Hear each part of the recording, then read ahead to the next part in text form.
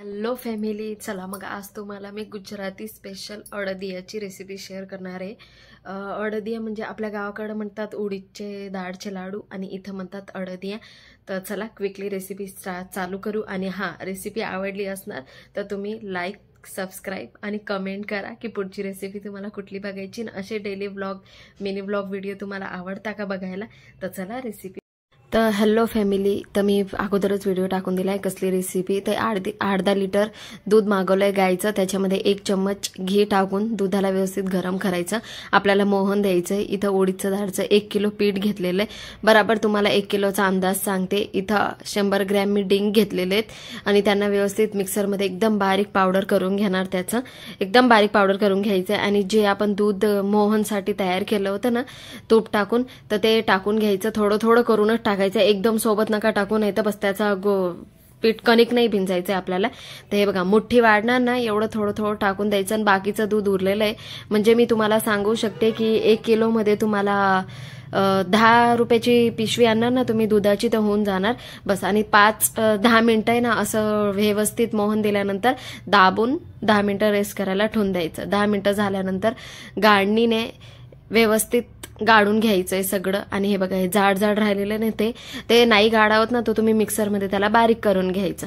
ते सगळं झाल्यानंतर इथं काजू बदामनी ते करून घेतलेलं आहे एका साईडला डिंक आहे। ड्रायफ्रुट्स तुम्हाला जितके टाकायचे तुमची मर्जी। नंतर इथं मी उरलेलं 1 किलोमधनं घी होतं ते सगळं टाकून दिलं। घी टाकल्यानंतर उडीदचं डाळचं पीठ टाकलं, त्याला व्यवस्थित लाल होस तर मस्त तुम्हाला शेकायचं आहे। हे बघा, त्याच्यासाठी जास्त मेहनत आहे। मेन तर शेकलं जायला पाहिजे, म्हणजे भाजलं जायला पाहिजे। बबल्स यायला लागलेले आहेत, बाजून लाल आणि लाल होतात, म्हणजे हे बघा अर्ध होऊन गेलेलं आहे। तर त्याच्यामध्ये मग आपण डिंक टाकून द्यायचा, जो आपण चुरा केला होता ना पावडर, तो टाकून द्यायचा। पावडर टाकतच डिंक आहे ना असं फटफट फटफट फटफट करायला लागतं। तुम्ही तळून पण डिंक टाकू शकता, मी ते पण बनवलेले आहेत, पण हे ना एकदम छान लागतं आणि खूप छान लागतं। मुलं म्हणजे डिंक ते ना अख्खे तोंडात येतात तर काढून टाकतात। ही जावित्री स्पेशल कलर येण्यासाठी बाजारामध्ये किराणा दुकानावरती कुठं पण भेटून जाणार, कलर मस्त येतो याच्याने। हे बघा, हे आपलं होऊन गेलेलं आहे व्यवस्थितपणे आणि अजून 5-10 मिनिटं आपण लाल होऊस तर कलर चेंज लगेच तुम्हाला समजणार आणि पूर्ण घरामध्ये इतका भारी सुगंध येतो ना विचारू नका। उतारून घेतलं, लाल कलर आलेला आहे, पाहू शकता।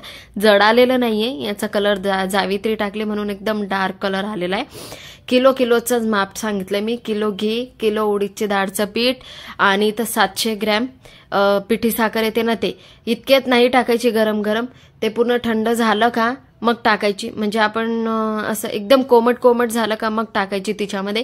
डिंक तुमच्यानुसार टाकू शकता, ड्रायफ्रुट्स पण तुमच्यानुसार टाकू शकता। मी तर डिंक फक्त 100 ग्रॅम टाकलं होतं, ड्रायफ्रुट्स पण 100-150 ग्रॅम होऊन गेले होते सगळे मिक्स ड्रायफ्रुट्स।